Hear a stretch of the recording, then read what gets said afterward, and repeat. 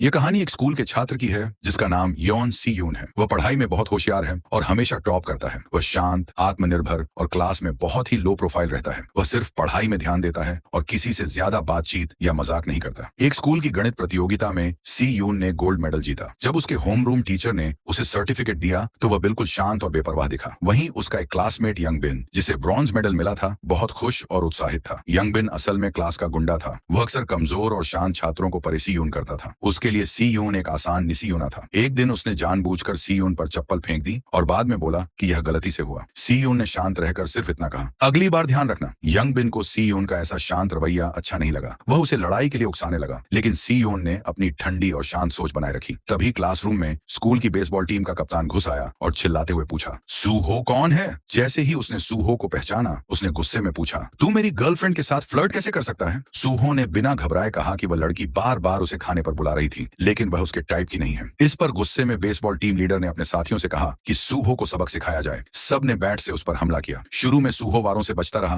फिर उसने अपने खाली हाथों से एक एक करके सभी गुंडों को हरा दिया। लीडर को पकड़ते ही बाकी गुंडे डर गए। जब लीडर ने फिर से सूहो पर बैट से हमला करने की कोशिश की तो सूहो ने जोरदार मुक्का मारकर उसे बेहोश कर दिया। क्लास के सब लोग यह देखकर हैरान थे, लेकिन सी यून शांति से अपनी सीट पर बैठा रहा। थोड़ी देर बाद सूहो गलती से सी यून का पेन केस गिरा देता है और माफी मांगता है। जब सी यून पूछता है कि वह क्लास में क्या कर रहा है तो सूहो, जो कि मार्शल आर्ट में एक्सपर्ट है, बस मुस्कुराता है और चला जाता है। हालांकि उसकी फाइटिंग स्किल्स बहुत जबरदस्त थीं, लेकिन सूहो कभी भी किसी को क्लास में परेशान नहीं करता था। इवन यंग बिन भी उसे थोड़ा रिस्पेक्ट करता था। अगले दिन क्लास में एक नया स्टूडेंट आया जिसका नाम था बियोम सियो। यंग बिन ने देखा कि वो लड़का शर्मीला और भोला है तो उसे तुरंत परेशान करने पहुंच गया। वह उसे अपना चमचा बनाना चाहता था। तभी सियोन आया और बोला, मेरे डेस्क से हट जाओ। यंग बिन ने मजाक उड़ाते हुए कहा, मेरा मन नहीं कर रहा, तू क्या करेगा? सियोन ने शांत भाव से पेन उठाया, उसे क्लिक किया और बोला, मैं फिर से कह रहा हूँ, हट जाओ। तभी सूहो ने बीच में आकर कहा, थोड़ा शांत रहो, मुझे नींद आ रही है। यह सुनकर यंग बिन पीछे हट गया। अगले दिन यंग बिन ने बियोम सियोक को अकेले में बुलाया और कहा कि शायद वह इस स्कूल में इसलिए ट्रांसफर हुआ क्योंकि पहले स्कूल में उसे बुली किया जाता था। फिर उसने बियोम सियोक को भरोसा दिलाया कि वह यह बात किसी को नहीं बताएगा, लेकिन बदले में उससे एक काम करवाया। उसने बियोम सियोक को एक छोटा सा पैच दिया। क्लास में एक प्रैक्टिस टेस्ट चल रही थी। यंग बिन ने इशारा किया और बियोम सियोक ने सी यून की गर्दन पर हल्की थपकी मारी और बोला, तेरे ऊपर मच्छर था। सी यून ने ध्यान नहीं दिया और टेस्ट देने लगा, लेकिन उस पैच के जरिए कोई दवाई उसे सुला रही थी। कुछ देर बाद उसे चक्कर आने लगे, नींद सी महसूस हुई और वह लड़खड़ाता हुआ वॉशरूम की तरफ गया। सी यून ने चेहरा धोकर खुद को संभालने की कोशिश की और फिर टेस्ट रूम में वापस आ गया। उसने गर्दन से पैच निकाला, खुद को थप्पड़ मारा ताकि वह जागा रहे। जब टीचर ने पूछा कि वह ठीक है या नहीं तो उसने जवाब दिया, मैं ठीक हूँ, और टेस्ट फिर से शुरू किया। जब रिजल्ट आया तो सी यून को पता चला कि वह अच्छा परफॉर्म नहीं कर पाया। उसने गुस्से में अपनी डेस्क पर जोर से हाथ मारा, जिससे सब चौंक गए। उसने देखा कि बियोम सियोक बार बार यंग बिन की तरफ देख रहा था। गुस्से में आकर सी यून उठ खड़ा हुआ, एक किताब उठाई और यंग बिन के मुंह पर जोर से मारी। फिर उसने यंग बिन के साथ खड़े एक लड़के के हाथ में पेन चुभो दिया और यंग बिन को जोर जोर से मुक्के मारने लगा। उसने पर्दा खींचा और उसे यंग बिन के चेहरे पर लपेटकर लगातार मारता रहा जब तक पर्दा खून से लाल नहीं हो गया। जब वह आखिरी बार उसे लात मारने वाला था, सूहो ने बीच में आकर उसे पीछे धकेल दिया और बोला, बस कर, अब ज्यादा मत कर। गुस्से में सी यून ने पेन केस फेंका और एक कुर्सी उठाई ताकि सूहो पर हमला कर सके, लेकिन सूहो ने आसानी से उसका वार रोका और हल्का सा जवाबी वार किया। जैसे ही सी यून ने फिर से कुर्सी उठाकर हमला करने की कोशिश की, उनकी होम रूम टीचर क्लास में आ गई और पूरी लड़ाई को रोक दिया। सूहो ने समझाया कि वह तो बस लड़ाई रोकने की कोशिश कर रहा था और उसने सी यून से कहा कि वह टीचर से माफी मांगे। अब पूरी क्लास सी यून को हैरानी से देख रही थी। होम रूम टीचर ने सी यून को अस्पताल ले जाया ताकि वह युंग बिन की हालत देख सके। जब वे युंग बिन के अस्पताल के कमरे में पहुंचे तो युंग बिन की मां ने गुस्से में पूछा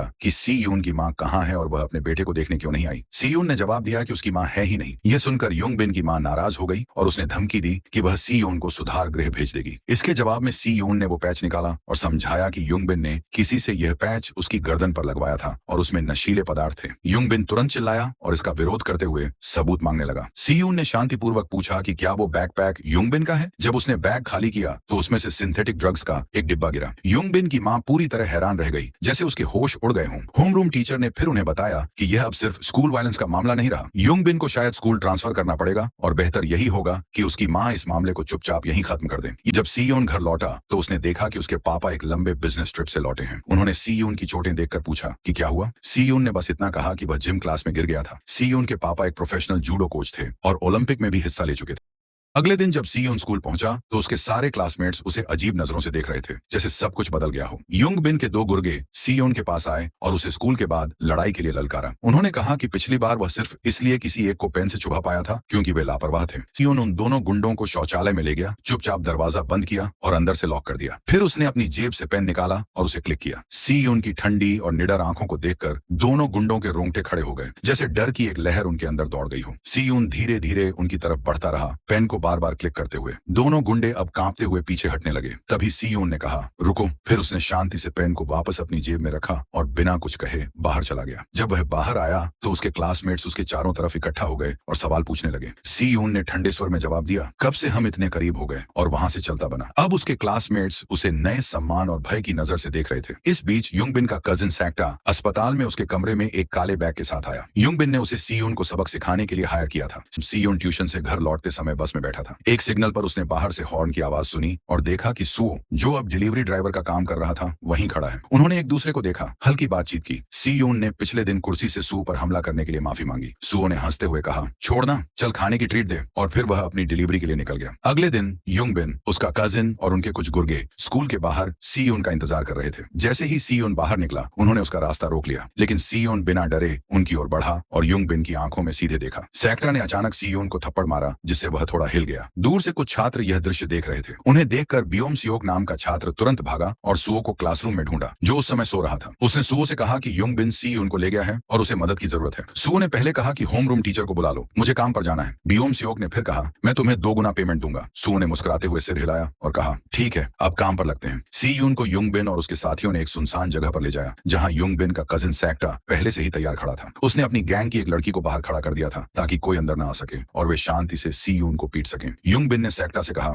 इस लड़के के हाथ तोड़ दो ताकि ये दोबारा कभी पढ़ाई न कर सके। सीयोन ने फौरन स्थिति को आंका, दुश्मनों की संख्या, उनकी पोजीशन और आसपास की चीजें। फिर उसने जेब से अपना पेन निकाला और सैक्टा पर वार किया। सैक्टा ने हाथ से वार रोका, लेकिन सीयोन ने तुरंत जेब से एक ठोस चीज निकाली और उससे सैक्टा को मारा। इसके बाद सीयोन ने एक गमले को उठाया और सैक्टा के सिर पर दे मारा। फिर उसमें की मिट्टी बाकी गुंडों के चेहरे पर फेंक दी। उसने एक डस्टबिन को युंगबिन के पैरों की तरफ लात मारी और एक एक करके युंगबिन के साथियों को गिराना शुरू कर दिया। युंगबिन के साथ आए 2 सहपाठी सिर्फ खड़े होकर ये सब देख रहे थे, डर के मारे हिल तक नहीं पाए। जैसे ही सीयोन वहां से जाने लगा, सैक्टा पीछे से उस पर झपटा, उसे जमीन से उठाया और जोर से पटक दिया। यह मौका देखकर युंगबिन ने सीयोन को लातों से पीटना शुरू किया और अपने एक साथी से कहा, इसके हाथ पकड़ो। जुओ ने अंदर घुसते ही एक गुंडे की गर्दन पर लात मारी, फिर युंगबिन को धक्का देकर पीछे किया और फिर स्पिन करते हुए एक और लड़के को बाहर कर दिया। सुओ ने सीयोन की तरफ हाथ बढ़ाते हुए कहा, अब बस यहीं खत्म होता है सब कुछ। लेकिन तभी सैक्टा पीछे से झपटा और सुओ को जमीन पर गिरा दिया। दोनों में जोरदार मुक्केबाजी शुरू हुई। सैक्टा ने सुओ को कई बार चेहरे पर मारा, जिससे वह कुछ देर के लिए बेहोश जैसा हो गया। अब जब सुओ अस्थायी रूप से नीचे था, युंगबिन ने आदेश दिया, इस पर हमला करो। 3 गुंडे सीयोन पर टूट पड़े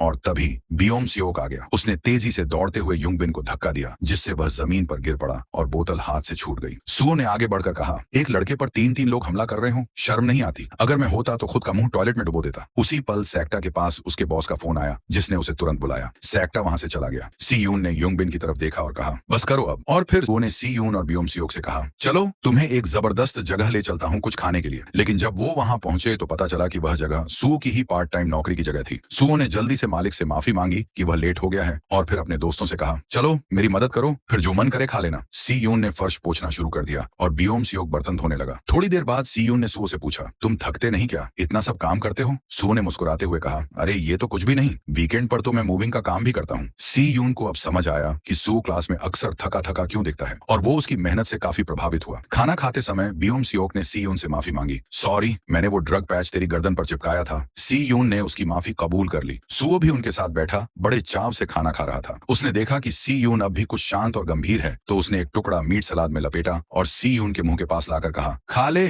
जान नहीं चली जाएगी। सीयोन ने पूछा, हाथ धोए थे? सुओ ने हंसते हुए कहा, सीधा खा ले, मरेगा नहीं, और मीट को उसके मुंह में डाल दिया। तीनों लड़कों के बीच दोस्ती और गहरी हो गई। उधर बियोम सियोक घर जाकर सुओ के इंस्टाग्राम पर उसकी तस्वीरें देखने लगा। अब वह उसे अपना असली दोस्त मानने लगा था। दूसरी ओर सैक्टा अपने बॉस रयू से मिलने गया। उसके हाथ पर पट्टी बंधी हुई थी। रयू ने पूछा, ये कैसे हुआ? उसके साथ खड़ी लड़की ने बताया कि उसका कजिन युंगबिन पिट गया था, इसलिए वो लड़कों से भिड़ गए थे। रयू गुस्से से भड़क गया। उसने सैक्टा के पेट में कई घूंसे मारे और फिर एक ईंट उसके हाथ पर मार दी ताकि उसे सबक मिल जाए। अब वापस तीनों दोस्तों की ओर सुओ ने कहा, चलो थोड़ा रिलैक्स करते हैं, पूल खेलने चलते हैं। सीयोन ने कहा, मैं तो पढ़ाई के लिए जा रहा हूँ। सुओ बोला, अरे आज पढ़ाई छोड़, थोड़ा मजा कर। सी यून ने क्यू स्टिक उठाई और बॉल्स को देखकर भौतिकी और ज्योमेट्री का इस्तेमाल करते हुए पहला शॉट मारा और सीधा पॉकेट में चला गया। सब हैरान रह गए। उसने 2 गेम लगातार जीत लिए, सुओ तक हार गया। जब सी यून ट्यूशन के लिए जाने लगा, सुओ ने कहा, एक आखिरी गेम, जो हारेगा वो तीनों के लिए नूडल्स का बिल देगा। आखिर में सुओ हार गया और उन्हें खाना खिलाना पड़ा। फ्रस्ट्रेट होकर सुओ बोला, चलो कुछ पीने चलते हैं, मूड ठीक करना है। लेकिन सी यून बोला, मुझे घर जाना है। सुओ ने हंसते हुए बियोम सियो का हाथ पकड़ लिया और बोला, चल भाई हम दोनों चलते हैं। दूसरी ओर सेक्टा, जिसका हाथ अब पट्टी में लिपटा था, युंगबिन से मिलने गया, जहां उनका बॉस रयू भी मौजूद था। रयू ने एक नई चाल सोची, तीनों लड़कों को एक बड़े कर्जे में फंसाने की योजना। वहीं दूसरी ओर सी योन एक कन्वीनियंस स्टोर में एक छाता खरीदने गया क्योंकि बारिश शुरू हो गई थी। वहां उसने देखा कि एक लड़की चालाकी से लिपस्टिक चुरा रही थी। वो लड़की थी याना, उसी गैंग की सदस्य जिसने पहले सी यून से झगड़ा किया था। याना ने जल्दी से सी यून का हाथ पकड़ लिया और बोली, बेबी चलो ना बाहर, ताकि वो चुपचाप निकल सके। बाहर आकर सी यून ने चुपचाप छाता खोला और अकेला चलने लगा। याना फिर उसके पास आई, उसका हाथ पकड़ा और बोली, अरे तो चलो साथ चलते हैं। वो उसे स्पाइसी राइस केक की दुकान ले गई। वहां याना ने सी यून का फोन लिया और अपना नंबर सेव कर लिया। बोली, तुम्हारा एटीट्यूड मुझे पसंद है, मुझे ऐसे बुरे लड़के पसंद हैं। सी यून ने उसे खाने का ऑफर दिया और खाना खाकर दोनों अलग हो गए। उसी समय रयू एक स्कूल के लड़के को टॉर्चर कर रहा था, जिसने उससे जुआ खेलने के लिए पैसे उधार लिए थे और अब चुका नहीं पा रहा था। रयू ने धमकी दी, अगर तेरी माँ ने 3 दिन में पैसे नहीं दिए तो मैं तुम्हारा घर जला दूंगा। रयू का असली धंधा था छात्रों को जुए में फंसाना और फिर उन्हें भारी कर्ज में डालना। युंगबिन अपनी क्लास में अपना सामान लेने आया क्योंकि अब उसे स्कूल में पढ़ने की अनुमति नहीं थी। उसने सी यून से कहा, थोड़ी बात करनी है। सी यून ने कहा, बोलने को कुछ बचा ही नहीं, लेकिन युंगबिन के बार बार कहने पर वह मान गया। चारों स्टूडेंट्स आर्ट रूम में मिले। युंगबिन जमीन पर घुटनों के बल बैठ गया और बोला, प्लीज झूठ बोल दो कि वो ड्रग्स मेरे नहीं थे। मैं जेल नहीं जाना चाहता, मेरी माँ और नहीं सह सकती। बियोम सियोक को दया आ गई और उसने सी यून से कहा, एक बार झूठ बोल दे, इसकी मदद कर। सी यून ने धीरे से सिर हिलाया। वो मदद करने को तैयार हो गया। अब वे तीनों युंगबिन के वकील से मिलने टैक्सी में निकल पड़े और पीछे पीछे सू अपनी बाइक पर। लेकिन जब वे वकील से मिलने गए तो असलियत सामने आई। यह एक जाल था। युंगबिन उन्हें सीधे एक ग्रुप के गुंडों के पास ले गया जो बेसमेंट में इंतजार कर रहे थे।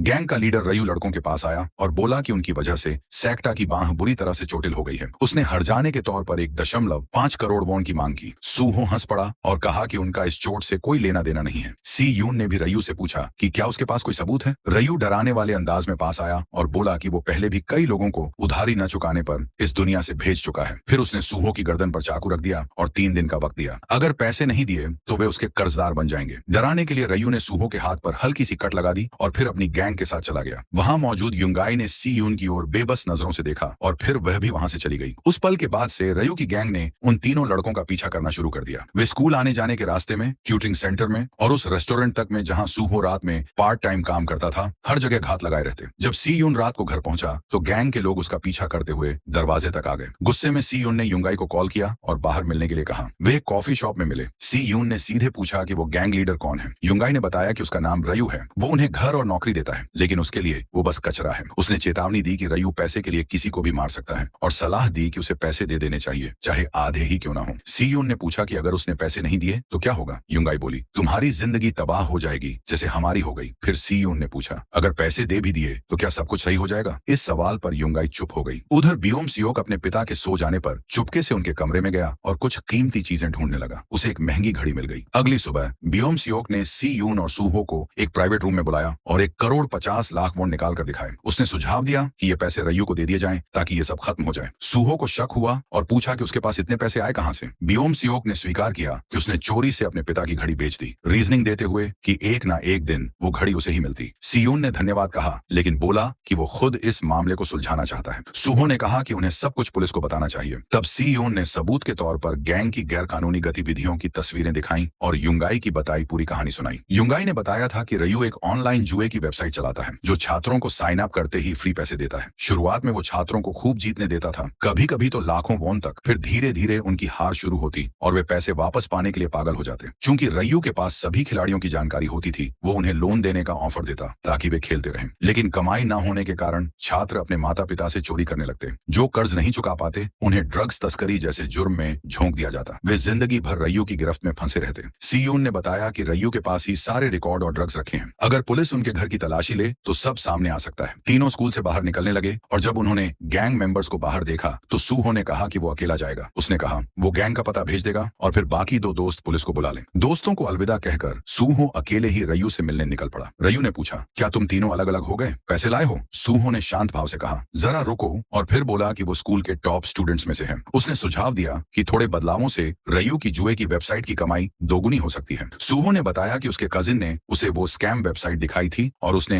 रेफरल सिस्टम जोड़ने का सुझाव दिया जिससे पूरी स्कूल में जुआ फैल सके। रयू इस बात से खुश हुआ और बोला, चलो कार में बैठो। युंगाई ने रयू से इजाजत ली कि वो पीछे रहकर बाकी 2 लड़कों को पकड़ कर लाएगी। रयू ने इजाजत दी लेकिन अपने एक आदमी को साथ भेजा। फिर युंगाई भागकर सीयून के पास आई और गैंग की लोकेशन दे दी ताकि वो पुलिस को बता सके। सीयून ने सूहो को टेक्स्ट कर पुष्टि की कि क्या वही जगह है। उधर बियोम सियोक भी चिंतित हो गया और टैक्सी में बैठ गया। सीयून ने पूछा, कहाँ जा रहे हो? बियोम सियोक बोला, पैसे देकर सब खत्म कर दूंगा। सीयून पुलिस को संपर्क करने चला गया। उधर युंगाई से एक गैंग मेंबर ने पूछा कि उसके इरादे क्या हैं। उसने जवाब दिया, मैं चाहती हूँ कि रयू जेल जाए, हम अब और ऐसे नहीं जी सकते। उसने याद दिलाया कि वो गैंग मेंबर भी ये जिंदगी नहीं चाहता था। रयू के ठिकाने पर पहुंचते ही सूहो ने चुपचाप अपनी स्मार्ट वॉच की रिकॉर्डिंग शुरू कर दी। उसने दरवाजे के नीले रंग की तारीफ करते हुए ऑडियो रिकॉर्डिंग सीयून को भेज दी। रयू ने सूहो को अंदर बुलाया और बैठते ही उसका मोबाइल मांगा। सूहो ने कहा, मुझे अपनी प्राइवेसी प्यारी है। तभी पीछे से एक गुंडे ने सूहो के सिर पर वार किया और वो गिर पड़ा। रयू ने फिर एक डंडा उठाया और सूहो को कुछ और बार मारा। फिर उसका फोन लेकर देखा कि पुलिस रास्ते में है। गुस्से में रयू ने सूहो को जोर से लात मारी जिससे वो बेहोश हो गया। उसी समय बियोम सियोक टैक्सी से पहुंचा और नीले दरवाजे वाला घर ढूंढ निकाला। जैसे ही उसने दरवाजा खोला उसे रयू और एक गुंडा दिखे जो सूहो को कंधे पर उठाए हुए था। बियोम सियोक ने तुरंत पैसे निकाले और कहा, मेरे दोस्त को छोड़ दो। रयू ने उसे कॉलर से पकड़ा और घसीट कर ले गया। फिर उसे कार में डाला, सारे सबूत भी साथ लाद लिए और भागने की तैयारी करने लगे। पुलिस सायरन की आवाज सुनकर वे जल्दी से निकल गए। उधर सीयून एक पुलिस कार में बैठा था और गैंग के ठिकाने की ओर जा रहा था। वहां पहुंचने पर पुलिस ने घंटी बजाई लेकिन किसी ने दरवाजा नहीं खोला। पुलिस को शक हुआ कि शायद सीयून की जानकारी गलत हो। उन्होंने कहा कि बिना सर्च वारंट के सिर्फ इन तस्वीरों के आधार पर वे कुछ नहीं कर सकते। निराश सीयून ने देखा कि पुलिस कार में वापस बैठ गई लेकिन सीयून ने हार नहीं मानी। वो घर के किनारे गया, दीवार फांदी और ऊपर चढ़कर एक वजन से खिड़की का शीशा तोड़ा। हाथ अंदर डालकर दरवाजा खोला और कमरे में घुस गया। वहां उसे जमीन पर खून के निशान दिखे। उसने तुरंत सूहो को कॉल किया। हालांकि सीयून ने कई बार कोशिश की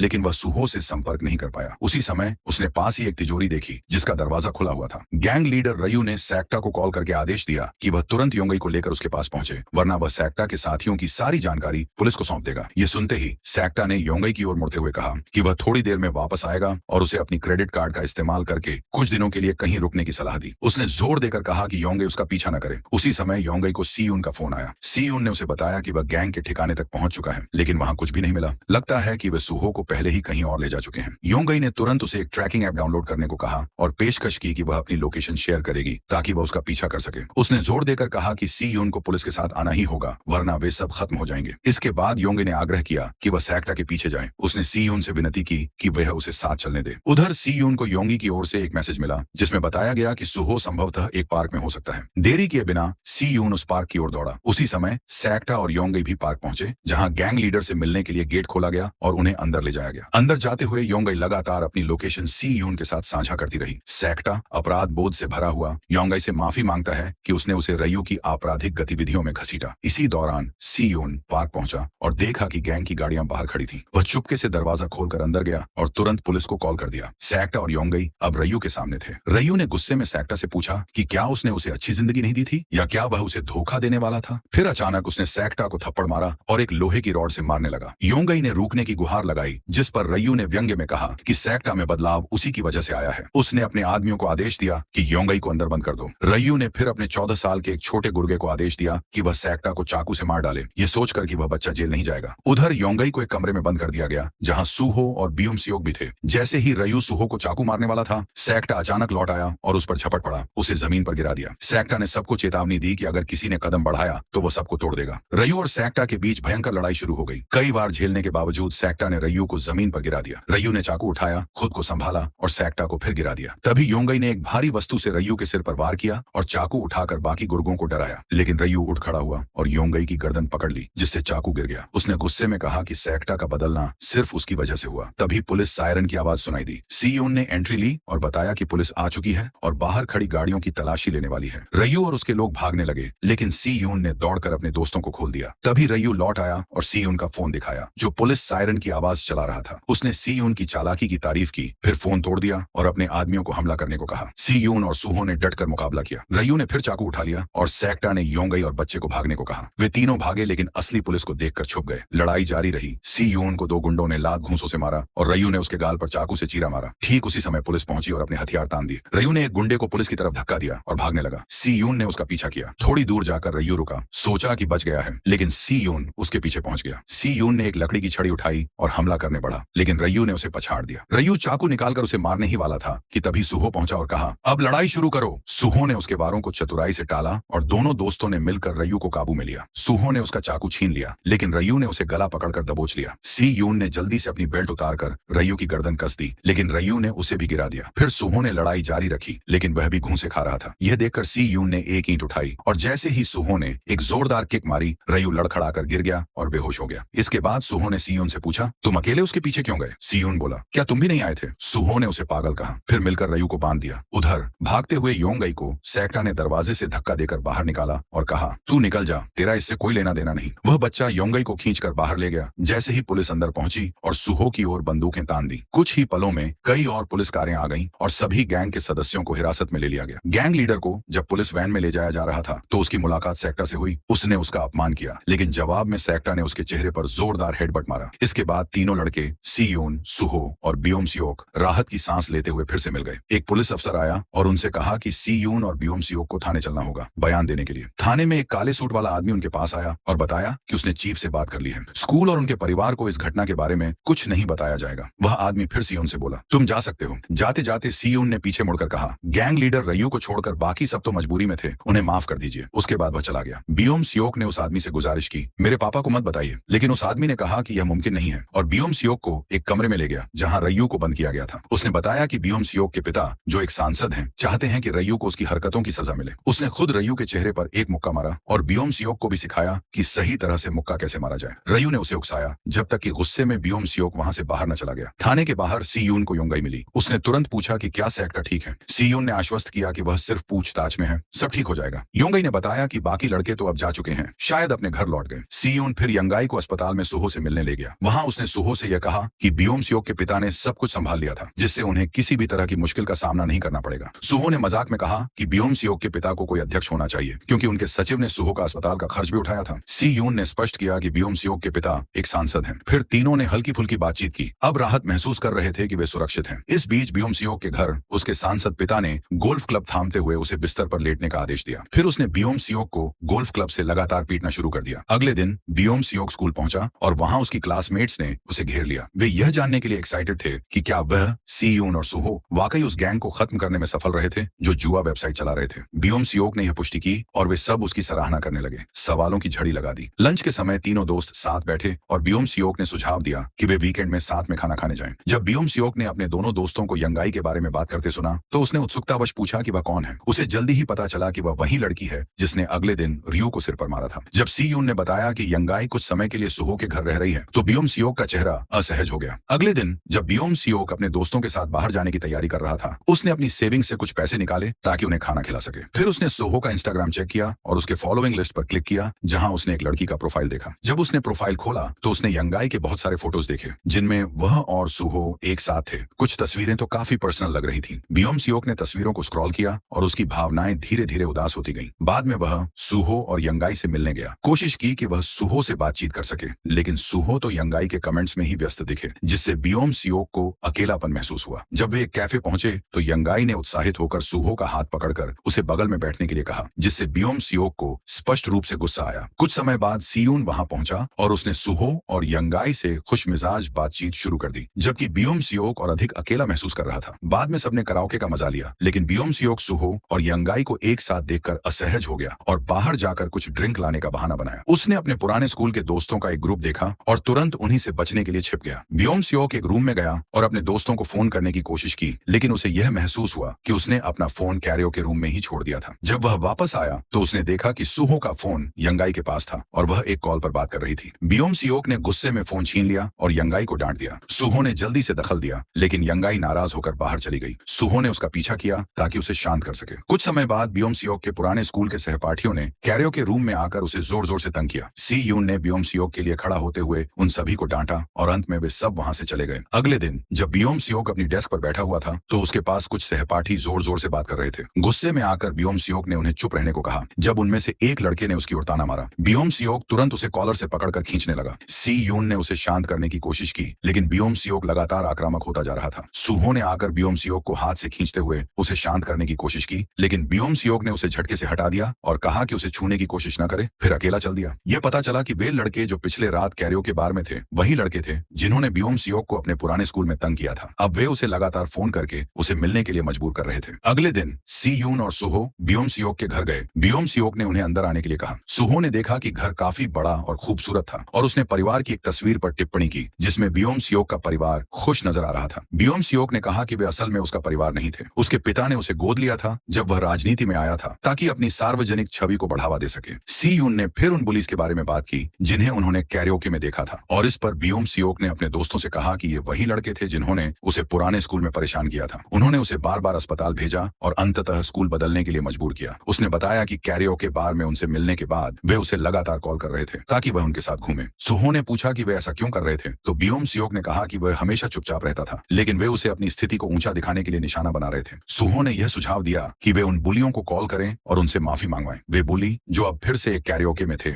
बियोम सियोक का कॉल देखकर उत्साहित होकर उसे शामिल होने के लिए आमंत्रित करने लगे। बियोम सियोक सी यून और सुहो के साथ वहां पहुंचा और उसने रिंग लीडर से माफी की सख्ती से मांग की। जब रिंग लीडर बियोम सियोक को चिढ़ाते हुए उसके बारे में मजाक करने लगा तो सुहो ने तेजी से उसका कान मरोड़ा और उसे सख्ती से माफी मांगने को कहा। बुली की आंखें चौड़ी हो गईं और उसने मजबूरी में माफी मांगी लेकिन बियोम सियोक ने तुरंत इसका जवाब देते हुए कहा कि यह माफी दिल से नहीं आई और चेतावनी दी कि अगर उसने ऐसा ही किया तो वह उसे मार देगा। बिना किसी हिचकिचाहट के बियोम सियोक ने उस बदमाश को जोर से थप्पड़ मारा जिससे वह गुस्से में आ गया और उसने पलटकर थप्पड़ मारा जिससे बियोम सियोक के चश्मे जमीन पर गिर गए। सुहो ने बदमाश को कॉलर से पकड़ लिया लेकिन बियोम सियोक अब गुस्से में आकर माइक उठाया ताकि बदमाश को मारे लेकिन सुहो ने उसे समय रहते रोक लिया। बियोम सियोक के अत्यधिक गुस्से से चौंकते हुए सुहो ने उसे पकड़ लिया और काओकेरे के रूम से बाहर खींच लिया। सी यून ने पीछे रहकर बदमाशों को यह ताकीद की कि वे बियोम सियोक को फिर से परेशान न करें। बाहर बियोम सियोक ने सुहो से कहा कि वह फिर कभी उसके पास हाथ न डाले। गुस्से में बियोम सियोक ने सुहो पर कुछ ऐसे शब्दों से हमला किया जिससे सुहो का गुस्सा भड़क गया। सुहो ने बियोम सियोक को दीवार से चिपका दिया और गुस्से में कहा। फिर थोड़ी देर बाद बियोम सियोक गुस्से के साथ चला गया। सीयून ने बियोम सियोक से पूछा कि क्या हो रहा है लेकिन बियोम सियोक ने कहा कि वह ठीक है और बिना किसी समझाए वहां से चला गया। जब वह जा रहा था तो वही बदमाश जिनसे अभी तक वह भिड़ चुका था उसे बार बार कॉल कर रहे थे।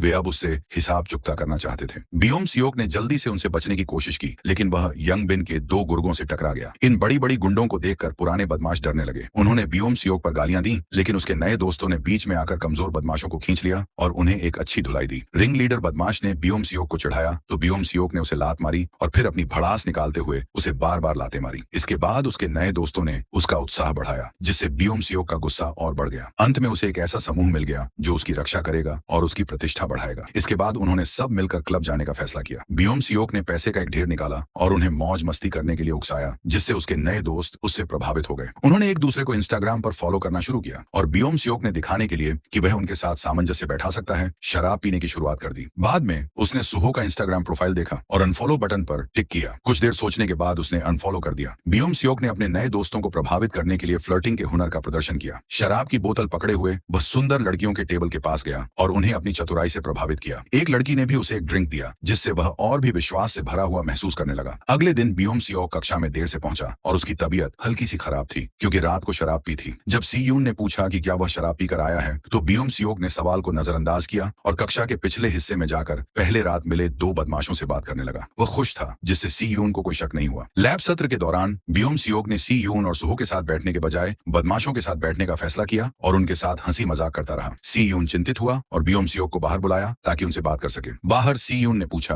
कि वह अचानक उन बदमाशों के इतना पास कैसे आ गया। बियोम सियोक ने घमंडी तरीके से जवाब दिया कि यह सीयून का मामला नहीं है और सुहो पर आरोप लगाया कि वह शुरू से ही उसे नीचा समझता था। ठीक उसी समय सुहो पीछे से आया और पूछा कि क्या बियोम सियोक उसके पीछे बात कर रहा है। बियोम सियोक ने ठंडे तौर पर कहा तो क्या हुआ अगर मैं बात कर रहा हूँ और चला गया। कुछ समय बाद रात को एक बदमाश ने बियोम सियोक को क्लब में ले जाकर यंग बिन से मिलवाया जो उनके समूह का नेता था। यंग बिन ने बियोम सियोक को अपने दोस्तों से मिलवाया जिसमें कुछ सुंदर लड़कियां और एक मशहूर बॉक्सिंग खिलाड़ी भी था। जब यंग बिन ने पूछा कि क्या बियोम सियोक अब सीयून और सुहो से मिलना छोड़ चुका है तो बियोम सियोक ने चिढ़ते हुए कहा कि सुहो हमेशा खुद को कोई राजा समझता था। यंग बिन हंसा और कहा कि सुहो को एक दिन सबक सिखाना पड़ेगा। स्कूल में बियोम सियोक अपने नए दोस्तों के साथ और करीब आ गया। उसने उनके साथ सिगरेट पीनी शुरू कर दी और रोमांटिक मामलों पर बात करने लगा। वह अपनी सीट भी बदलकर बदमाशों के पास बैठने लगा। सीयून चिंतित हुआ और बाद में उन बदमाशों से कहा कि बियोम सियोक का फायदा न उठाएं क्योंकि सारे पैसे जो वे पार्टी करने और जूते खरीदने के लिए खर्च करते थे बियोम सियोक से आते थे। बाद में सीयून ने सुहो से पूछा कि बियोम सियोक ने उनसे दूरी क्यों बनाई है लेकिन सुहो ने कहा कि अब उसे बियोम सियोक की चिंता नहीं करनी चाहिए। कुछ देर बाद एक बदमाश अपने दोस्तों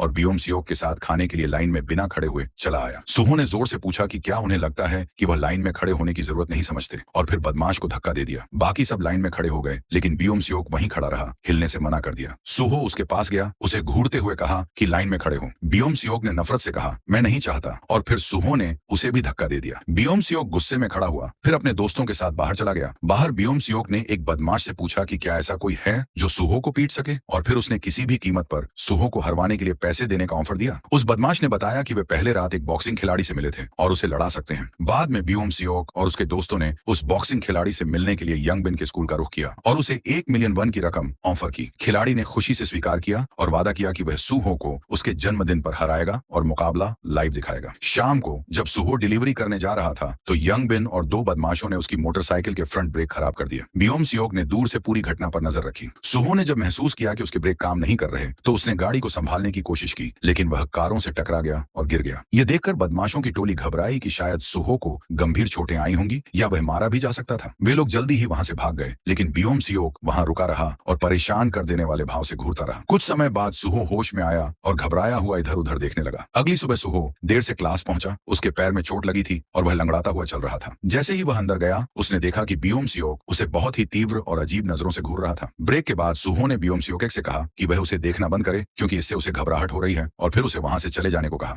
आखिरकार सुहो का जन्मदिन आ गया। यंगाई और सी योन ने उत्साहित होकर सुहो के घर को सजाया पार्टी के लिए। उसी समय बॉक्सर फाइटिंग रिंग में सुहो का इंतजार कर रहा था। बियोम सियोक यू ने सुहो को वहां बुलाने के लिए उसे कॉल किया, लेकिन जब वह संपर्क नहीं कर पाया तो उसने एक और योजना बनाई। जब युंगाई सो रही थी और सुहो के लौटने का इंतजार कर रही थी ताकि पार्टी शुरू की जा सके, तभी उसे बियोम सियोक का एक मैसेज आया। उसमें उसने उसे थोड़ी देर के लिए बाहर मिलने को कहा और यह बात सुहो को न बताने को भी कहा, कहकर कि वह उसे एक तोहफा देना चाहता है। युंगाई ने सीयून से कहा कि वह कन्वीनियंस स्टोर जा रही है और जल्दी से बाहर निकल गई। जब वह बियोम सियोक से मिली तो उसने सबसे पहले माफी मांगी कि उसने बिना इजाजत के उसका फोन उठाया था। फिर उसने सुझाव दिया कि वह सुहो की बर्थडे पार्टी में आए और दोनों से सुलह कर ले। बियोम सियोक ने घमंड से कहा कि उसके पास सुहो से सुलह करने की कोई वजह नहीं है। तभी युंगाई ने देखा कि युंग बिन और उसके गैंग के लोग पास ही छुपे हुए थे। उधर सुहो घर लौट आया था और सी यून के साथ बैठकर गेम खेल रहा था, युंगाई का इंतजार करते हुए। भूख लगने पर सुहो पिज्जा गर्म करने गया। सी यून ने युंगाई को कॉल किया, लेकिन वह नहीं मिली। तभी उसने सुहो के फोन पर युंगाई का एक मैसेज देखा जिसमें लिखा था कि उसे किडनैप कर लिया गया है और उसका पता भी दिया था। सी यून ने पूरी बात समझी और अंदाजा लगा लिया कि यह सब बियोम सियोक का बदला लेने का प्लान है। उसने युंगाई को रिप्लाई किया कि वह जल्दी पहुंच रहा है, फिर मैसेज डिलीट कर दिए और सुहो का फोन बंद कर दिया। सी यून ने सुहो से कहा कि वह थोड़ी देर के लिए कन्वीनियंस स्टोर जा रहा है और वहां से निकल गया। उधर बियोम सियोक युंगाई से पूछ रहा था कि क्या वह और सुहो रिलेशनशिप में है। उसने यह भी कहा कि सुहो उसे अपने घर में रहने देने और नौकरी ढूंढने में मदद करने के बदले कुछ न कुछ जरूर चाहता होगा। तभी सी यून उस घर में घुस आया और चारों तरफ चीजों को देखते हुए युंगाई और गैंग को ढूंढने लगा। जल्दी ही उसने गैंग मेंबर्स और युंगाई को देख लिया। उसने अपनी जेब से एक रिंच निकाली और लड़ाई के लिए तैयार हो गया। गैंग हैरान रह गया कि वहां सुहो की जगह सी यून आ गया था। बिना वक्त गंवाए सी यून ने युंगाई का हाथ पकड़ा और भागने की कोशिश की। फिर वह बियोम सियोक की ओर मुड़ा और पूछा कि सुहो कहाँ है। गैंग ने उनका पीछा किया, लेकिन सी यून ने रिंच से उन्हें रोकते हुए युंगाई को भागने का मौका दिया और उसे पुलिस को कॉल करने को कहा। सी यून खुद एक और मंजिल की ओर भागा, लेकिन जल्दी ही गैंग ने उसे गिरा दिया। वह फिर उठा और उनसे लड़ने लगा, लेकिन वे लोग भारी पड़ गए। तभी उसने पास में रखे सीमेंट के बोरे और बाल्टी को देखा। उसने रिंच युंग बिन की तरफ फेंकी और सीमेंट का थैला गैंग के मुंह पर फेंका, जिससे वे कुछ समय के लिए अंधे हो गए। इसका फायदा उठाकर सी यून ने एक बाल्टी उठाई और उन पर वार किया, जिससे कई गैंग सदस्य गिर गए। फिर उसने मेटल रॉड उठाई और अपने दुश्मन युंग बिन को खत्म करने वाला था कि तभी बॉक्सर वहां आ गया और बीच में कूद पड़ा। सी यून ने उस पर वार किया, लेकिन बॉक्सर के तेज रिफ्लेक्स के सामने वह टिक नहीं पाया। बॉक्सर ने उस पर कई बार हमला किया, जिससे वह जमीन पर गिर गया। तभी युंग बिन ने मेटल रॉड उठाया, लेकिन बियोम सियोक ने उसे रोकते हुए कहा कि सी यून का इस मामले से कोई लेना देना नहीं है और उसे छोड़ दे। युंग बिन बोला कि यह उसका पर्सनल मामला है। फिर उसने बियोम सियोक से कहा कि हम तेरी मदद कर रहे हैं, क्या सी यून तेरा दोस्त नहीं है या फिर हम तेरे दोस्त नहीं हैं? यह कहकर युंग बिन आगे बढ़ा और सी यून को रॉड से कई बार मारा, जबकि बियोम सियोक एक चुपचाप देखता रहा और फिर डर कर वहां से भाग गया। बॉक्सर ने फिर बियोम सियोक से कहा कि वह सुहो के साथ की जाने वाली ब्रॉडकास्ट को रीशेड्यूल कर दे, लेकिन आज के वक्त की कीमत उसे चुकानी पड़ेगी। तभी सी यून को पता चला कि पुलिस रास्ते में है और सब लोग वहां से भाग गए। युंग बिन ने जाते जाते सी यून से कहा कि वह उसे लंबे समय तक तड़पाएगा। सी यून की आंख खुली तो वह एम्बुलेंस में था। पास ही पुलिस युंगाई से बयान ले रही थी। जब वह सब कुछ बताने लगी तो सी यून ने बीच में रोकते हुए कहा कि वह अकेले ही आया था। उसने चुपचाप युंगाई से कहा कि यह सब सुहो को न बताए। उधर सुहो अपने बर्थडे पर सबका इंतजार कर रहा था, लेकिन कोई नहीं आया तो वह हैरान हो गया। अंत में उसे अपना फोन सोफे के कुशन के नीचे मिला। उधर जब बियोम सियोक बाहर निकल रहा था तब उसे सी यून का कॉल आया। सी यून ने उसे विनती की कि वह रुक जाए और सुहो को अकेला छोड़ दे, लेकिन बियोम सियोक ने फोन काट दिया। बाद में सी यून के पिता अस्पताल आए और उसके जख्म देखकर पूछा कि क्या वह फिर किसी से लड़ पड़ा। सी यून ने झूठ कहा कि वह सीढ़ियों से गिर गया था। पिता ने फिर कहा कि उसे डिस्चार्ज होने के बाद किसी दूसरे स्कूल में ट्रांसफर कर दिया जाएगा। सी यून ने जवाब दिया, आपको अचानक मुझसे इतनी फिक्र कब से होने होने लगी। अगली सुबह सुहो क्लास पहुंचा, लेकिन वहां न सी यून था और न ही बियोम सियोक। उसने सी यून को कॉल किया, लेकिन कोई जवाब नहीं मिला। बाद में सी यून का मैसेज आया कि उसे कुछ पर्सनल काम है, इसलिए वह कुछ दिन स्कूल नहीं आएगा। चिंतित सुहो ने युंगाई से पूछा कि वह कल रात घर क्यों नहीं आई और क्या कुछ हुआ था। युंगाई ने बस माफी मांगी और ज्यादा कुछ नहीं बताया। सच्चाई जानने के लिए सुहो सी यून के घर गया, लेकिन किसी ने दरवाजा नहीं खोला। क्लास में उसने उन दो बदमाशों से पूछा कि बियोम सियोक क्यों नहीं आया। उन्होंने कहा कि उन्हें भी नहीं पता और उसका फोन भी नहीं लग रहा। सुहो ने उन्हें चेतावनी दी कि अगर उसका संपर्क हो तो उसे कहना कि वह गाड़ी का रिपेयर पैसा चुका दे। जब उनमें से एक बदमाश चौंका तो सुहो ने उसे थप्पड़ मार दिया और धमकी दी कि अगर पैसे नहीं मिले तो वह सख्त कदम उठाएगा। डरे हुए दोनों बदमाश अपनी गैंग को रूफटॉप पर इकट्ठा करके सोचने लगे कि बियोम सियोक से कैसे संपर्क करें। उन्हें डर था कि कहीं सी यून सच में मर तो नहीं गया। तभी सुहो पास ही खड़ा था